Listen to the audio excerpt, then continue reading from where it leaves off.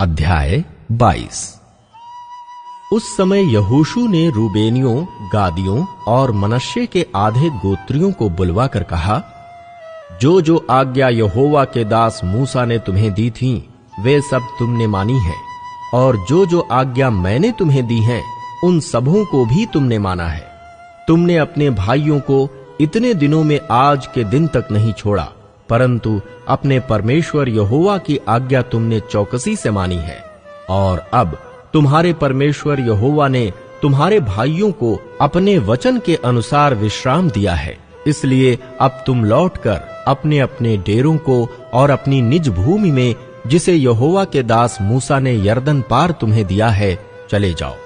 केवल इस बात की पूरी चौकसी करना कि जो जो आज्ञा और व्यवस्था यहोवा के दास मूसा ने तुमको दी है उसको मानकर अपने परमेश्वर यहोवा से प्रेम रखो। उसके सारे मार्गों पर चलो, उसकी आज्ञाएं मानो, उसकी भक्ति में लवलीन रहो और अपने सारे मन और सारे प्राण से उसकी सेवा करो। तब यहोशू ने उन्हें आशीर्वाद देकर विदा किया और वे अपने अपने डेरे को चले गए। मनश्शे के आधे गोत्रियों को मूसा ने बासान में भाग दिया था, परंतु दूसरे आधे गोत्र को यहोशू ने उनके भाइयों के बीच यरदन के पश्चिम की ओर भाग दिया।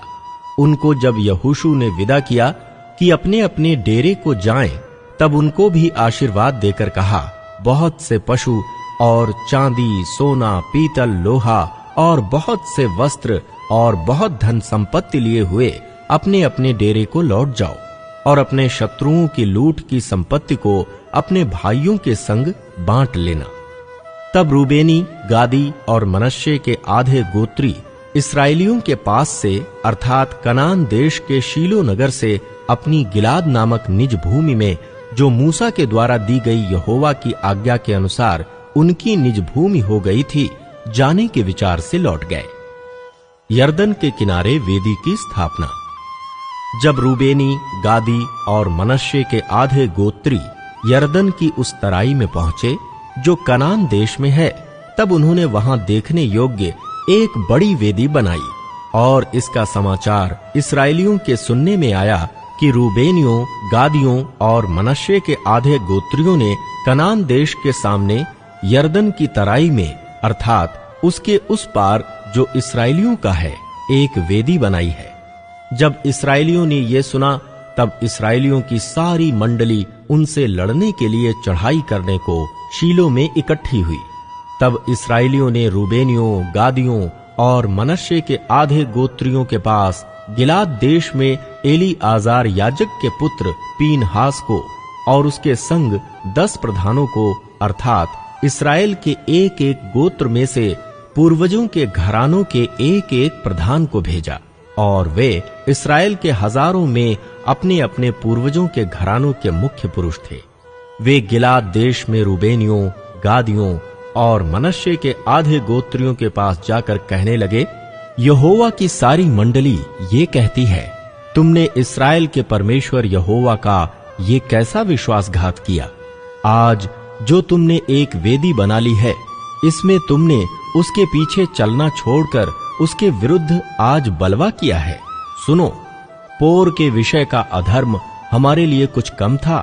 यद्यपि यहोवा की मंडली को भारी दंड मिला, तो भी आज के दिन तक हम उस अधर्म से शुद्ध नहीं हुए। क्या वो तुम्हारी दृष्टि में एक छोटी बात है कि आज तुम यहोवा को त्याग कर उसके पीछे चलना छोड़ देते हो? आज तुम यहोवा से फिर जाते हो और कल वह इस्राएल की सारी मंडली से क्रोधित होगा। परंतु यदि तुम्हारी निज भूमि अशुद्ध हो, तो पार आकर यहोवा की निज भूमि में, जहां यहोवा का निवास रहता है, हम लोगों के बीच में अपनी अपनी निज भूमि कर लो। परंतु हमारे परमेश्वर यहोवा की वेदी को छोड़ और कोई वेदी बनाकर न तो यहोवा से बलवा करो और न हमसे। देखो, जब जेरह के पुत्र आकान ने अर्पण की हुई वस्तु के विषय में विश्वासघात किया, तब क्या यहोवा का कोप इस्राएल की पूरी मंडली पर ना भड़का? और उस पुरुष के अधर्म का प्राण दंड अकेले उसी को नहीं मिला। तब रूबेनियों, गादियों और मनश्शे के आधे गोत्रियों ने इस्राएल के हजारों के मुख्य पुरुषों को ये उत्तर दिया, यहोवा जो ईश्वरों का परमेश्वर है, ईश्वरों का परमेश्वर यहोवा इसको जानता है, और इस्राएली भी इसे जान लेंगे कि यदि यहोवा से फिर के या उसका विश्वासघात करके हमने ये काम किया हो, तो तू आज हमको जीवित न छोड़। यदि आज के दिन हमने वेदी को इसलिए बनाया हो कि यहोवा के पीछे चलना छोड़ दें, या इसलिए कि उस पर होम बलि, अन्न बलि या मेल बलि चढ़ाएं, तो यहोवा आप इसका हिसाब लें। परंतु हमने इसी विचार और मनसा से ये किया है कि कहीं भविष्य में तुम्हारी संतान हमारी संतान से ये न कहने लगे, तुमको इस्राएल के परमेश्वर यहोवा से क्या काम, क्योंकि हे रूबेनियों, हे गादियों, यहोवा ने जो हमारे और तुम्हारे बीच में यरदन को सीमा ठहरा दिया है, इसलिए यहोवा में तुम्हारा कोई भाग नहीं है। ऐसा कहकर तुम्हारी संतान हमारी संतान में से यहोवा का भय छुड़ा देगी।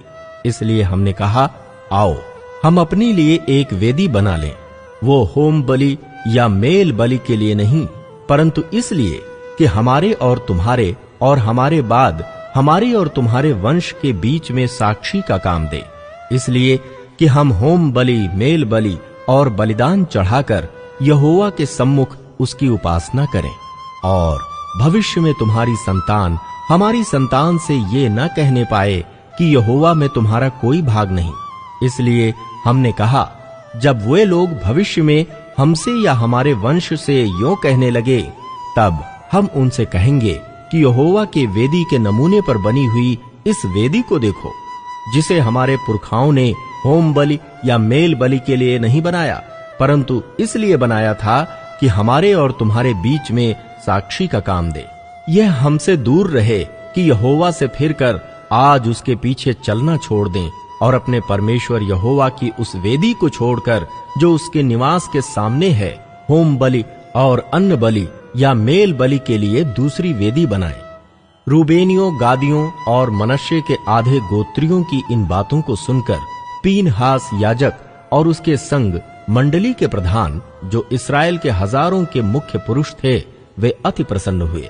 और एलीआजार याजक के पुत्र पीनहास ने रूबेनियों, गादियों और मनश्शेइयों से कहा, तुमने जो यहोवा का ऐसा विश्वासघात नहीं किया, इससे आज हमने ये जान लिया कि यहोवा हमारे बीच में है, और तुम लोगों ने इस्राएलियों को यहोवा के हाथ से बचाया है। तब एलीआजार याजक का पुत्र पीनहास प्रधानों समेत रूबेनियों और गादियों के पास से गिलाद होते हुए कनान देश में इस्राएलियों के पास लौट गया और ये वृतांत उनको कह सुनाया। तब इस्राएली प्रसन्न हुए और परमेश्वर को धन्य कहा, और रूबेनियों और गादियों से लड़ने और उनके रहने का देश उजाड़ने के लिए चढ़ाई करने की चर्चा फिर न की। और रूबेनियों और गादियों ने ये कहकर, ये वेदी हमारे और उनके मध्य में इस बात की साक्षी ठहरी है कि यहोवा ही परमेश्वर है, उस वेदी का नाम एद रखा।